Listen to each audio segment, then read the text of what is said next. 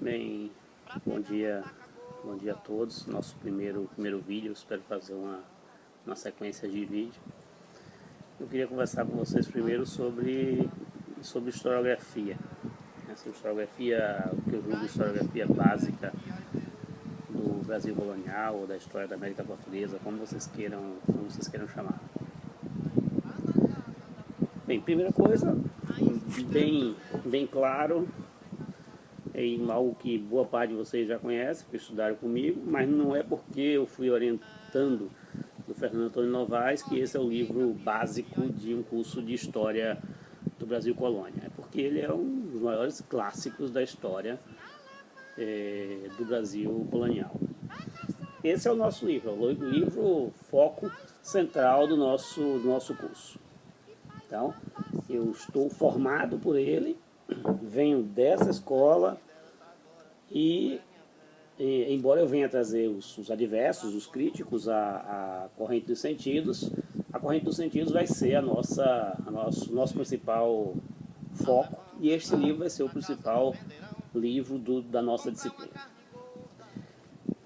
Dito isso, significa dizer que 3 outros livros eu julgo que vocês já conhecem, que são livros básicos. Nós conversamos lá atrás, nas primeiras disciplinas, já tem algum tempo.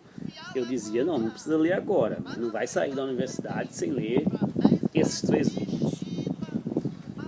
Bem, o primeiro deles não é ler partes, não é assumir só a crítica, porque alguns só fazem criticá-lo. Eu o critico, mas o critico lendo, eu acho que tem que ler para criticar, é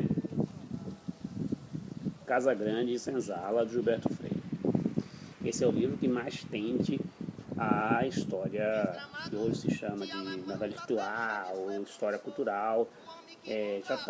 Suas matrizes já estão todas postas em Casagrande e Senzala, muito antes da escola de análise, inclusive fundamentar a sua teoria sobre o que seria a nova história. Segundo destes livros,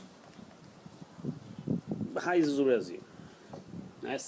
Seja você da história, seja você da sociologia, seja você da antropologia, seja você de qualquer área que for, também é livro fundante.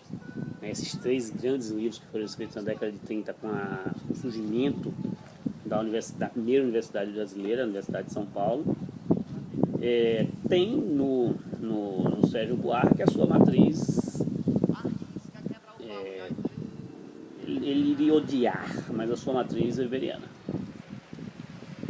E essa matriz weberiana que vai desencadear, talvez, aquilo que no Brasil a gente chama de história social.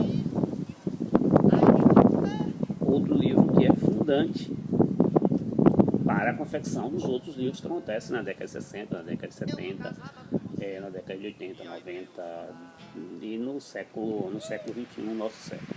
Nosso não, porque eu sou do século passado ainda. Na verdade, acho que eu sou do século XVIII ou XIX no máximo. Terceiro desses livros, que eu julgo que vocês já conhecem, duvido muito, mas julgo, é Formação do Brasil Contemporâneo. Este livro está sendo esquecido, as pessoas não citam e não leem mais Formação do Brasil Contemporâneo. Mas há que se saber, e aí vai uma dica que não se diz sempre, é que esse livro, que é a nossa base, é herdeiro deste livro. E esse comentário também só fica entre a gente. Se nós vai escutar isso ipsis literi, ipsis verbis, eu não sei se ele vai ficar muito satisfeito com o seu orientando. Mas esse livro é vital para que vocês conheçam. Um outro clássico, feito por mais um historiador e que tenta compreender o Brasil a partir daqueles anos 30 do século passado, buscando a nossa gênese, buscando a compreensão da colônia. Quarto livro, talvez esse vocês não precisem ter lido, mas não deixem de ler isso no futuro quando vocês puderem. Talvez não precise ler agora. O que eu cobrei lá atrás, há 2 anos, 3 anos atrás, que vocês tinham que conhecer a tríade Sérgio Buarque, Gilberto Freire e Caio Prado Júnior, eu estou incorporando mais um para o futuro. Quer conhecer o Brasil colonial, quer saber em quem essas pessoas todas se basearam, uma grande referência chama-se Capistrano de Abreu.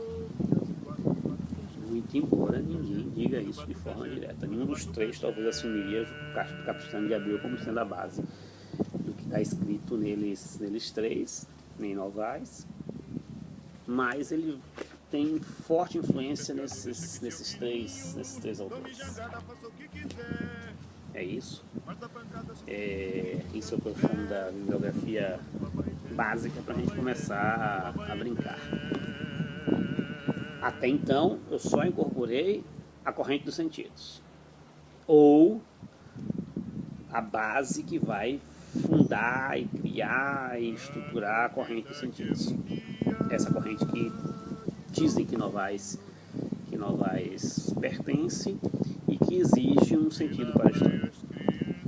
Nós vamos incorporar os adversos, vamos incorporar a escola de Nicterói, nós vamos incorporar os paulistas que são críticos do Novaes. Existe uma grande historiadora paulista que foi orientanda do Novaes e que, de certa forma, realiza uma série de críticas aos seus estudos, que é a Laura de Melo e Souza.